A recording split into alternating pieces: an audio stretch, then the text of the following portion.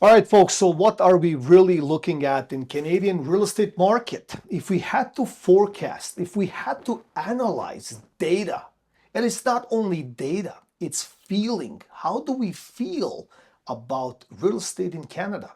Well, let me tell you something. It doesn't look promising because the data and the feeling show the same thing. And it's looking bad, right? So let's get into it slowly. So as of now, 20,000 empty units and homes newly constructed in Canada are sitting vacant. Why? Because people need the environment to buy. Well, this will directly affect, but that's not the worst, okay? 375,000 units newly built are in the pipeline waiting to be absorbed. So think about it for a second.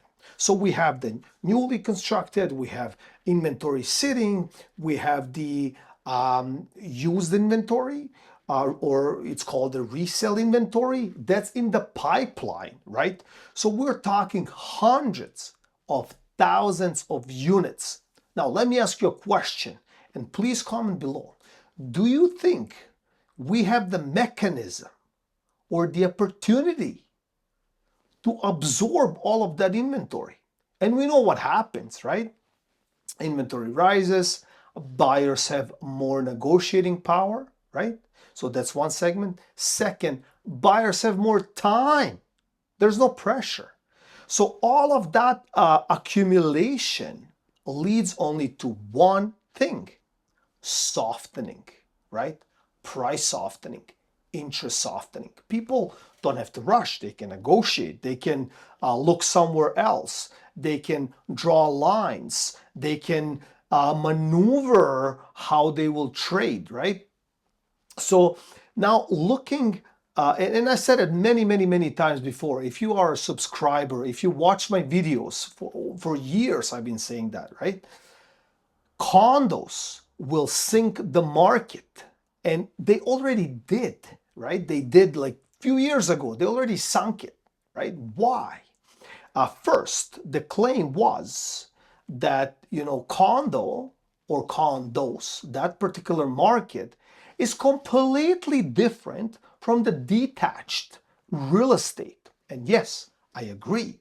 However, that detached, that parcel or that type of real estate, what happened, people saw huge increases in equity over the years, we know that. So they would take that particular equity and they would sink it in an investment. It's called a condo. For a long time, people would invest in these condos because they wanted to see these gains. And yes, for a long time, for probably 2 decades, they did it. They would put the deposit and they would collect the equity, not even walk it into these condos. Now, it's a completely different game, ladies and gentlemen. These condos are not appraising. People are forgetting. They're appraising 20, 30, 40% less than what they paid. But that's not the full catch. The catch is that most of the time, and builders would ask 10% up to 20% before closing, before occupancy. So what happens? The buyers would say, hey, look, I'm not able at this moment to buy this condo. Just take my deposit and let me walk away. But that's not the case, because the developer or the builder, right, would say, well, hold on a second. You're still on the hook for the difference, right? So now we have people on the hook, not only for the deposit, but they're on the hook for the difference. Because if the developer drops the price, sells the unit, you still have to come up with the difference because they'll go after you. Now, on the other side, the segment, the other type of real estate, it's detached, right? People live in, the end user, I would say, properties, right? Or their homes. but they're under severe stress because they took these equity loans to buy these condos. You see what I'm saying? So now they're losing on both ends, and rates are not helping. For a long time, I heard a story. Hey, look, the banks have to lower the interest rates. No, they don't. And we have seen it, but no rate drops or cuts, right? For a few quarters. So what happens? They're holding tight because they have to see where it's going to end up. Now, everyone is waiting for somebody else to make the first move, and then the central bank in Canada makes that move. If US makes the move and increases the interest rates, well, guess what? We're going to increase it. If Europe increases the interest rates, guess what? We're going to increase it in Canada. So that's how it works. It's the central bank system. Now, most people, when they took these line of credits, HELOCs on their properties, right? They had piece of the puzzle in their head. Low interest rates, I will buy the property and let's move on. I can afford it at this particular rate. Now the rate has changed. Now the rate is probably at 5-6%. So you see how everything shifts. And what shifts the most? It's the balance sheet. Now the balance sheet, most people in Canada cannot make more money than they did 5 years ago, 10 years ago. So they're stuck in that limbo. So everything has gone up, right? Mortgage, gas, utilities, food, accommodation, you name it. And they're stuck now, probably on both ends.